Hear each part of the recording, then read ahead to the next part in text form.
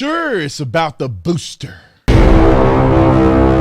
video is brought to you by beatingblackandblue.com. Beatingblackandblue.com, my brand new book that's out. It's about policing in America. The reason I chose Beating Black and Blue, because when I was a police officer, I felt like I was getting beat up for being a black man in the uniform, and beaten up for being in the uniform in general. I mean, it was difficult being a police officer, and now I can't even imagine being a police officer today with all the division and the CRT and all this fake, y'all here killing black people and all this other stuff. I couldn't imagine being a police officer, but I wrote about it. I wrote about a little bit of my background. I wrote about defunding the police. What are the ramifications? Police brutality. What are real police brutality situations versus fake ones? I mean, I go through almost every single subject matter of policing in America in the book. I interview at least 5 police officers so they can give their perspective of different races, different departments, some retired, some not, and giving their perspective also, where it's not just me. It's not just me running my mouth. It's other people who also have experiences at the very end of the book, and I think you guys will love it. We give solutions to the problem. And so it's an incredible book, my first book. I really would appreciate if you guys supported the book. The link is in the description section. You can get it signed, or you can get the non-signed copy. If you get the non-signed copy and you see me, I'll sign your book no matter where I'm at, no matter where you at. Just give it to me. I'll sign it. The book officially comes out on November the 30th, but you can pre-order now. Like and subscribe to the channel. Y'all know what to do. Let's get into this. Ladies and gentlemen, I'm just going to play a couple clips because I'm going to get right into this. And then I want you to, and then we're going to discuss it, right? This is from the CDC. You got this, this dude is so fraudulent. I want to pull my hair out and burn it. That's how upset I get every time I see this fool on the camera. How in the, is he still a virologist? And he's the most, he sends the most mixed, confused signals I have ever seen in my life. Been wrong 100 times. But I'm gonna listen to what this young lady says. Rachel Walensky, she's a director of the CDC. She's a director of the CDC, so she's one of the directors. And this guy is the U.S. Surgeon General. Remember the black guy used to be the Surgeon General? Well, they got rid of that and put in this guy. So these people are directors of the CDC. All right, roll the film. And maybe if I might, Jeff, just add, another piece of data that we've been looking at is our international colleagues who are ahead of us, both in the Delta surge, as well as have vaccinated a few weeks ahead of us in terms of large portions of their population that have been vaccinated. And data we're seeing from our international colleagues, specifically and especially Israel, have demonstrated a worsening of infections amongst vaccinated people over time. And so we remain concerned about that as we see in the context of Delta variant, some breakthroughs that are occurring and decreased vaccine effectiveness that is occurring in the context of infection. We are watching other countries, the experience of other countries carefully, and concerned that we too will see what Israel is seeing, which is worsening infections over time. Okay. You heard what she said. Don't mind me, because I know sign language, and the interpreter wasn't communicating at first, and it threw me off. And then I also wonder, well, is she communicating what she's really saying? I know sign language, so I kind of had to pay attention to that, because I didn't want to catch these people trying to lie to you, especially people who are hard of hearing. So let's go to a clip from Joe Rogan, because I feel like that this clip is you put these two together and it'll give you a reasonable perspective. Roll the film. Doctors have been sending me these things, and this is neither pro nor con vaccine. This is not a judgment statement, but imperfect vaccination can enhance the transmission of highly virulent pathogens. Right. So this is a scientific paper from 2015 that shows that here's one important quote: vaccines that keep the host alive but still allow transmission can thus allow virulent strains to circulate in a population. So, all right, I think that's enough. I think Joe Rogan said it, and I'm gonna put the two and two together for you. The original statement that was made by the director of the CDC, one of the directors of the CDC, the statement that was made was talking about the booster shot, right? She openly admitted that they are seeing an incredible decrease in effectiveness over time, which means that when you get it, it's going to cause you to be in a worse position than before you got it. That's the way I read it. Then when you listen to what Joe Rogan said from a peer-reviewed paper saying that if it's a vaccination that is not killing the host and is not eliminating the host, it is creating more volatile variants. That's why you see the Delta variant. That is probably a direct effect of people getting vaccinated with this experimental vaccine that is not working. If the vaccine works, you shouldn't have to get what they would call a booster. This is my opinion based on what I'm observing and what I'm seeing. And so now they're trying to tell you and move the goalposts after they want to mandate that you take the vaccine that I think they just approved, FDA approved, and they want you to take a vaccine where they are admitting that when you take this, over time, you're going to see a lot less effects of the vaccine. And what Joe Rogan said is that in conjunction with that, you're going to see variants that are even more dangerous and effective than the ones previous. Why are you upset about this, Brandon? Why do you feel like you need to bring it up? It is troubling to me that our government is forcing people to take an experimental drug, an experimental vaccine that they do not understand how it works. And it's going to cause residual effects that they are not going to be held accountable for. I don't know why people can't see that at this point.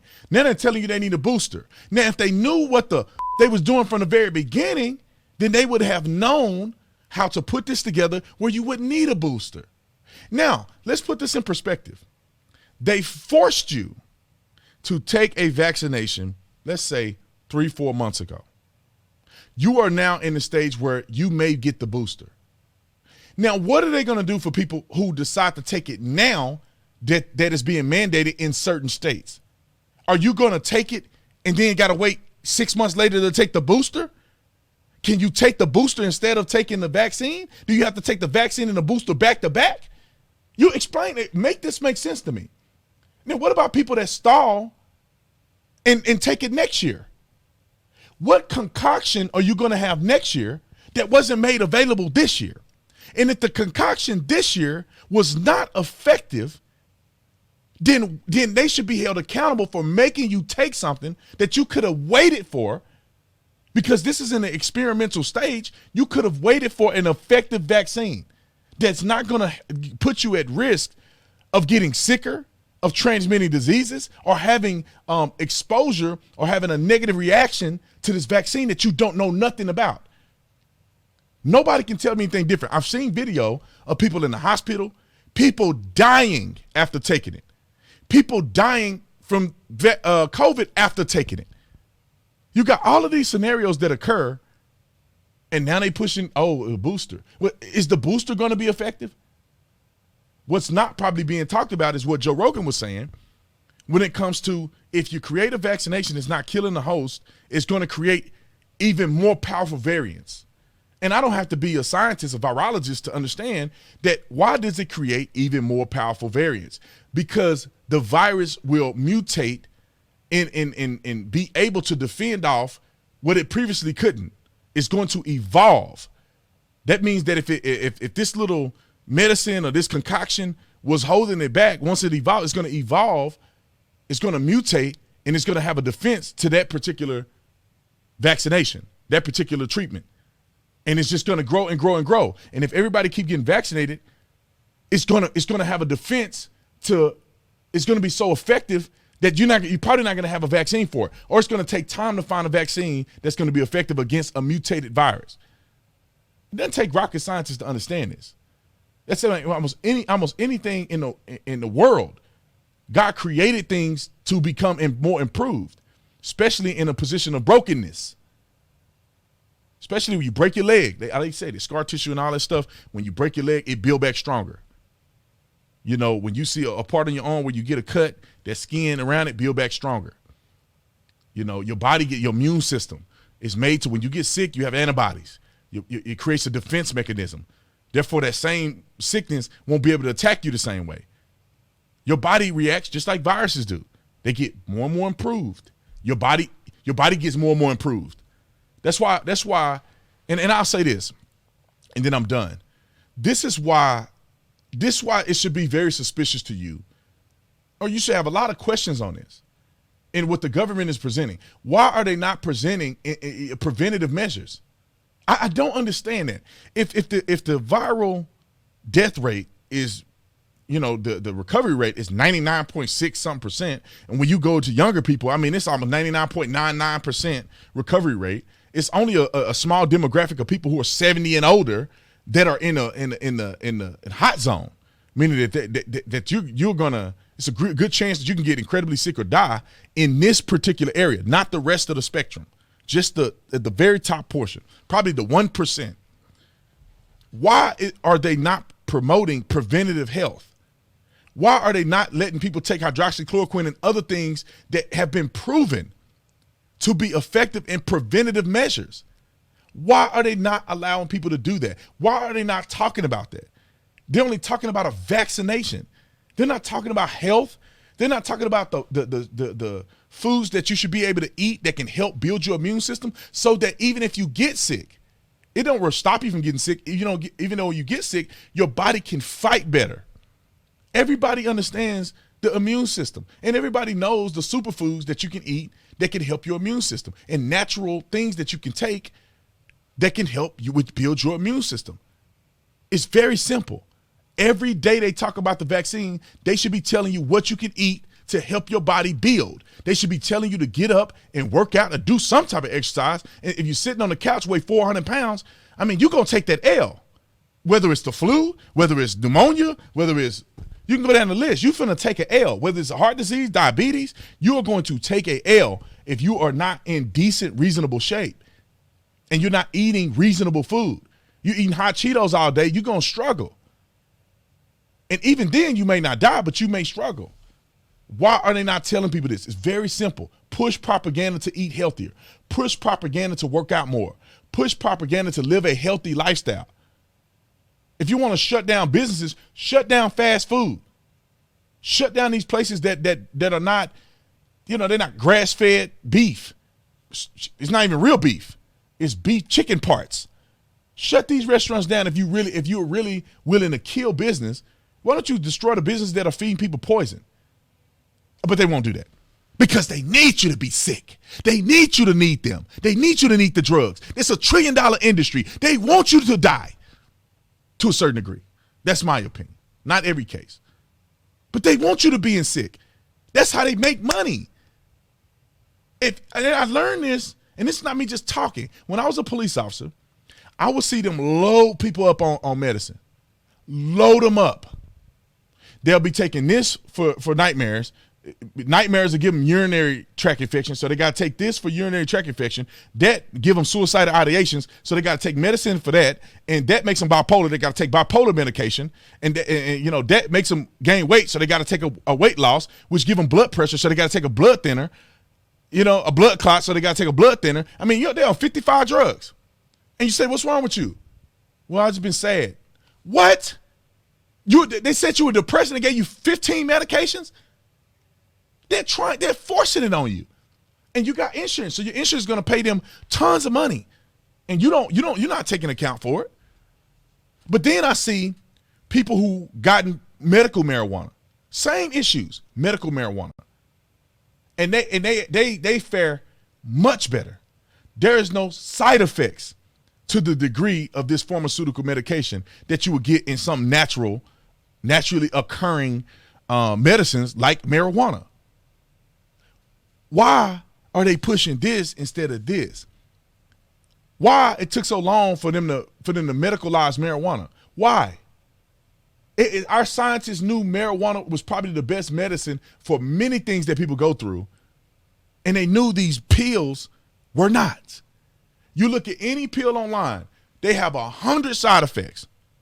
This right here can cause you to get a stroke. It can cause you to die. It can cause you to die prematurely. It can cause you to have blood clots, stomach aches, and back aches, and neck aches, and dreams, and nightmares. And you may want to kill yourself, and you may want to kill everybody in the world. And it may cause you to lose faith. And they got 100 things that they say. Every just listen to any of these pharmaceutical. Why would you even take this? I remember being young, being like, why would I even take any of this medicine that says it could cause you to die? What would I take that for? You know what I'm saying? So I know people may think I'm being extreme, but like in a very practical sense, if you are a extreme capitalist, Why do you care if people die? You really want to get the most amount of money you can. So if you can hook people up on drugs that inevitably they're going to need for the rest of their lives, and it's going to kill them over time because their liver can't handle all that medication, why do you care? You're going to make $1 trillion off of this. Why do you care? In capitalism, it's not up to you to a certain degree, right? Conscious capitalism says you should care, and that's probably the most effective form of capitalism. But pure, straight, demonic capitalism, you don't care. You just want to gain the most capital as you can. And if it's tricking people into doing something, you're going to do it. It's like a snake oil salesman, the car salesman or the preacher. They are extreme demonic capitalists, which means that they know that the holy water from Israel that they claiming is toilet water that they just scooped out of a toilet and put in a bottle and they send it to you. They don't care that it doesn't work. They don't care that it doesn't come from the Holy Land. They are going to trick you into believing in the exchange of goods to make as much capital as they can. They don't care about you. Why do they have to? It's not in the contract for them to care about you. These car salesmen, they will sell you any car on the lot knowing that you can't afford it, knowing that your interest rate is out of control, and knowing that this is not the proper fit of a vehicle for you. They need to get inventory out. They'll sell you anything. They don't need to care. It's not a contract that they care about you. Just like the pharmaceutical industry. They don't care what side effects. They put their side effects on there. You too dumb to read it. It's not their fault. They make trillions of dollars. They know that there's things that cause cancer. They call them carcinogens. They don't care. Why do they care? Because you're going to buy 100 million tubes of this toothpaste that could possibly cause you to have cancer. There's a warning that it can cause you to have cancer, but they don't care if you get cancer. Why would they care? They just need to sell this toothpaste. It ain't up to them. Pharmaceutical industry, why do they care that you got to take 55 medications which cause you to feel crazy and actually go crazy? In many of these cases, people fall for that. Why do you say that, Mr. Tatum? Well, a psychiatrist came to speak to us when we were doing crisis intervention training and told us a lot of times these people get worse when you give them so much medication because then they started feeling crazy. Then people think they're crazy because they have so much medication. It is a psychological warfare that they go through. They don't care. Just like right now, we'll push this vaccine. Some people are going to have adverse reaction. Some people should probably know how these things are going to affect them before they take it. The government don't care.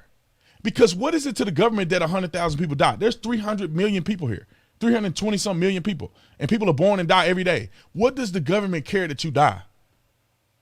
They don't care. There's no contract with the United States government that said that they need to care about everybody's life and death. They do not care. If you ask me, they do not care, and they don't have to care. So they'll give you whatever they think is best for you, no matter what's going to happen to you, and they'll never be held liable. They don't care. That's why they don't ban certain foods. They don't care. They don't care.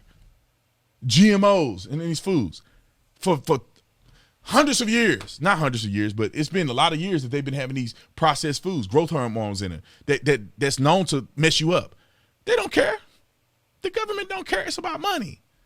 They see people having these farms where these chickens are pooping on each other and all this infection and the way they treat cows.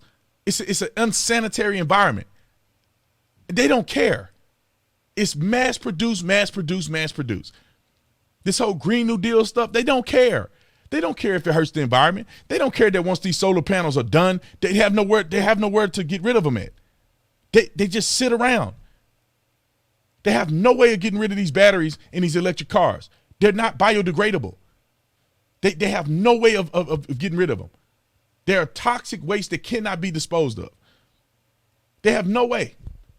When they put these big turbine things up, it takes a massive amount of gasoline and fossil fuels to even get it to the location in which they're using it to put it up. They probably take more to put them up than the positive effect that it has. They'll put 100 million solar panels out, and if you have overcast, they're not going to work. So anyway, I could go on about this for 200 years, but keep it in mind. Do your research. Come up to your own conclusion. I'm not saying that you should or shouldn't take it. I'm saying that before you take something, won't you get the information? And I'm also saying that I think it's wrong that they force people to take something without the informed consent. There's no way. One of my family members told me they got the vaccine, and I said, did they tell you the side effects of it? No, they didn't. You're supposed to come into this knowing the side effects of a chemical, you're not a virologist. You don't have no idea what the side effects of a vaccination could give you. They're not going to tell you. They're just going to shoot in your arm. Anyway, I love you guys, man. I'll see you on the next one. I'm out.